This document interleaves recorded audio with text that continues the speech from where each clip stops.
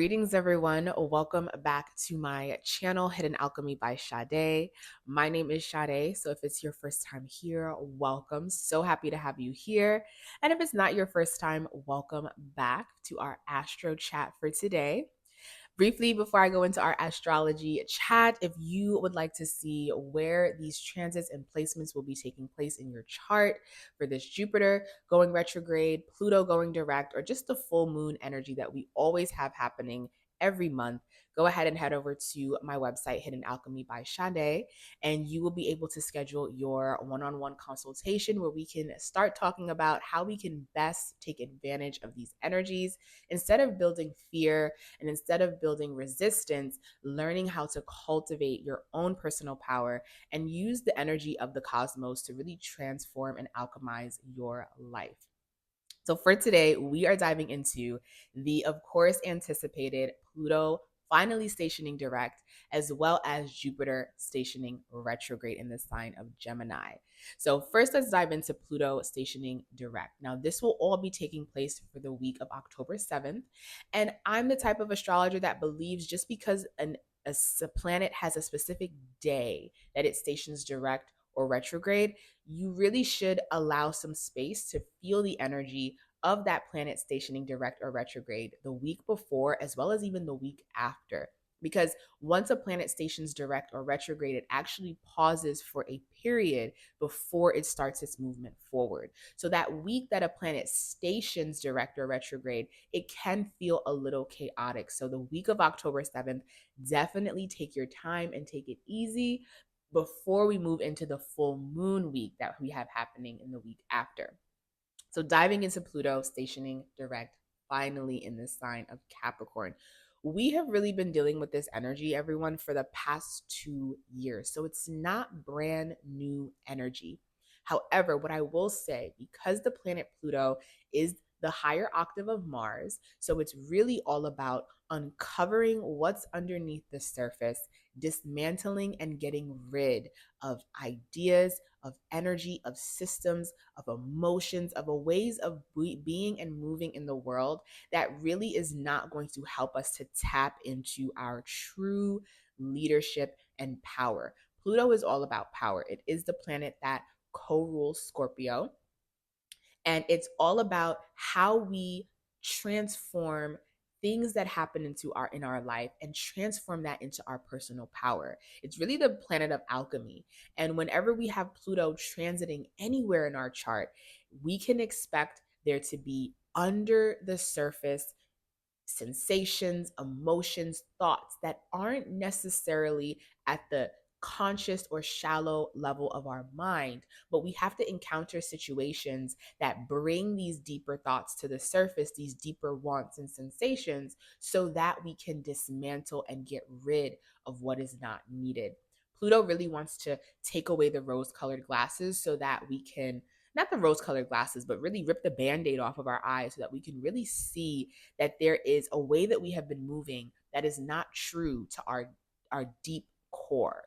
Pluto is really just about the underworld energy. What does your core of who you are really want and really desire in this lifetime? And that takes having interactions with other people, sometimes destructive, sometimes manifesting and abundant, but it takes interactions with other people on a deep level for us to really trigger things underneath the surface. So with Pluto being in the sign of Capricorn, Capricorn is the sign that rules the paternal parent. And just because I say paternal doesn't necessarily mean that it has to be a man, but the paternal energy of building the infrastructure that helps to support the family, that helps to support the home, support the emotional state of who we are. That's Capricorn energy. It's all about building, it's all about resilience and slow climbing to get to a state of success. I would say, out of all signs, Capricorn really embodies that success nature and the work that we have to do to reach a level of success. Now, Pluto being in the sign of Capricorn since 2008, we as a collective have been reconstructing what success and power, as well as stability, what that means for us. And if you think back to where we've been from 2008, to where we are now and how much change we have experienced in our money system, in the corporate world. And even if you think about just what we've experienced from 2020 until now, with a huge shift in technology being a big change maker in the way that we view our work life, the way that we view our ability to have power and influence. Okay, technology has played a huge role in people having power and influence and building infrastructure to bring in financial stability and income. So think back to everything that you've experienced from 2008. And again, if you would like to see where this is personally in your chart, feel free to send me a message and we can dive into how to best navigate these last transitions out of Capricorn so you can really excel in Pluto and Aquarius. But think back to everything that has changed in your life where you have Capricorn energy, especially if you're a Capricorn sun, moon, or rising. Um, and this Pluto stationing direct for the final time in the sign of Capricorn at the 29th degree, which means that energetic degree is stating that we are truly transforming, truly changing, and really annihilating an old, outdated system and belief so that we can create a new identity in Pluto and Aquarius, which Pluto and Aquarius is about community, organizing together to build more, whereas Capricorn is more on a singular level of building. So, really having to find your tribe and find your people and find your community. But in any case, we are moving out of those old, outdated systems, outdated beliefs. And even if you think about what we're experiencing in this country right now, I'm not really trying to dive too deep into politics. That's not the purpose of my platform. But when you think about where we are right now in our political system, we're we're at a very weird time as a collective. It's very weird, it's very uncomfortable, and we just can feel that there is a deep level of change that needs to happen. Not even that we want to happen, it needs to happen so that we can move forward as a collective and move in a different way and experience life in a different way.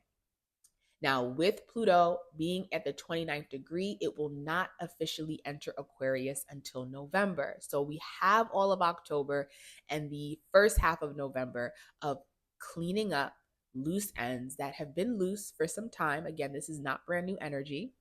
And we also experience Pluto in Aquarius up until the second degree. So until the month of March, April, we are going to be revisiting themes that we have already visited a year ago and 2 years ago, which is very comforting because it's not brand new energy. It's things that we've already experienced. And if you don't know, just reflect as to what was taking place in your life January of 2023 when Pluto was in the sign of Aquarius. We're going to be revisiting those themes again so that you have time to clean things up and to tap into your personal power and move into this new identity where it's more about the collective and it's more about innovation. We're going to see so many influencers, entrepreneurs, and just people in general just creating new ways of being and living, whether that be in partnership with others, whether that be for their work-life balance,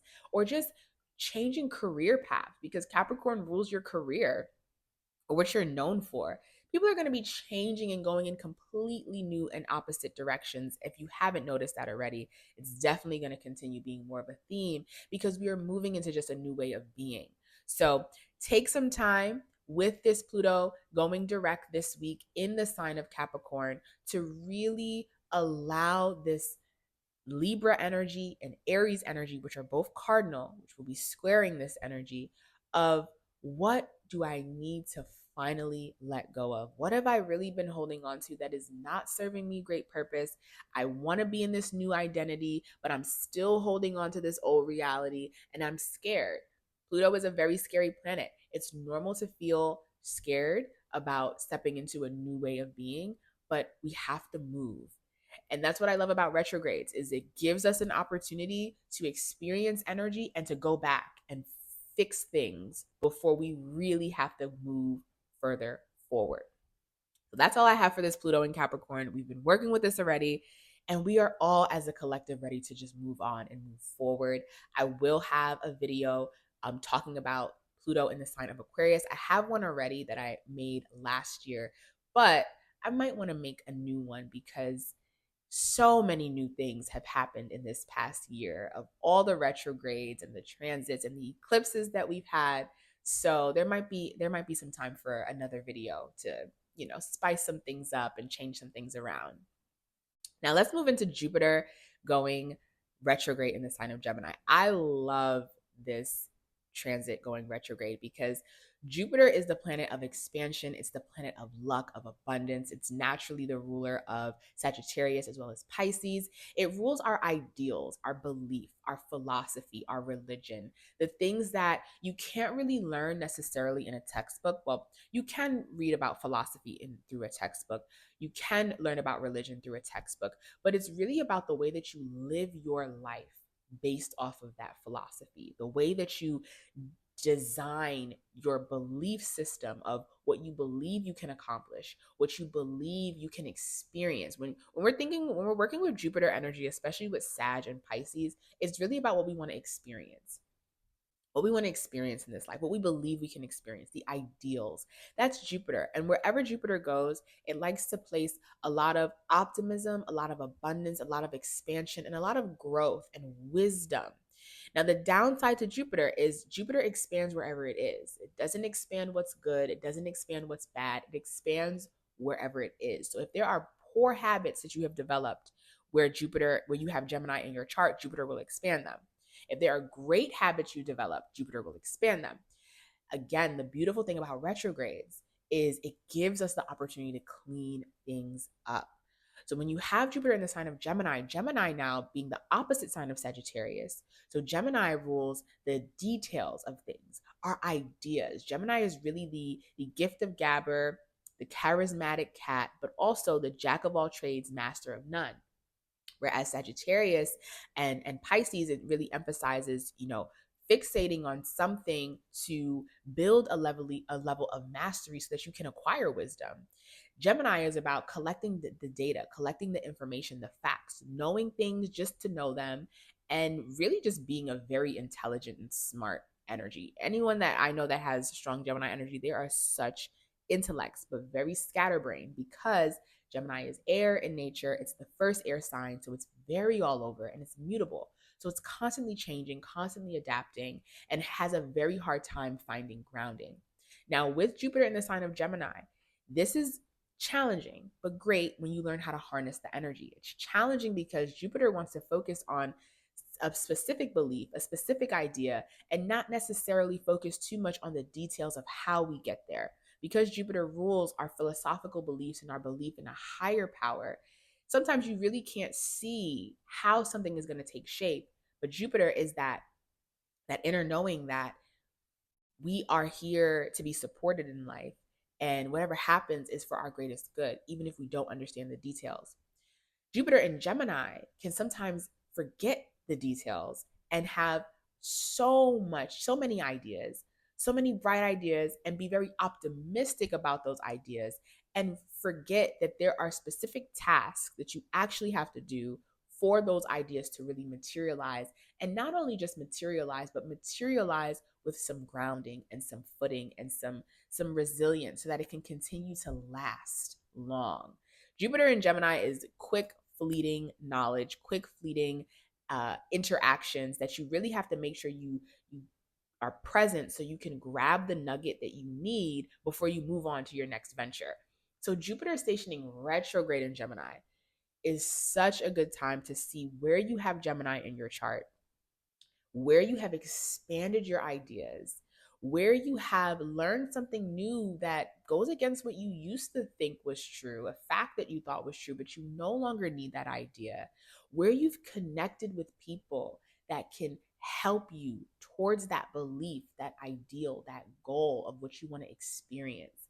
Because that's another thing. Jupiter in Gemini, so much connection, so much overstimulation of connection that sometimes you can fail to realize that that person that you met actually is here to help you on that journey that you're on towards this belief and this ideal. But because there's so many people that you've met, there's so many ideas, there's so many, so many networking events and just communicating, that you kind of messed up on grabbing that nugget. So Jupiter in Gemini, Jupiter going retrograde in Gemini is really going to give us the opportunity to slow down the Gemini area of our chart and to restabilize our foundation so that we can look at the detail of what we want to experience, what we want to create, what our ideal is, and then sit down and say, okay, where did I miss a step?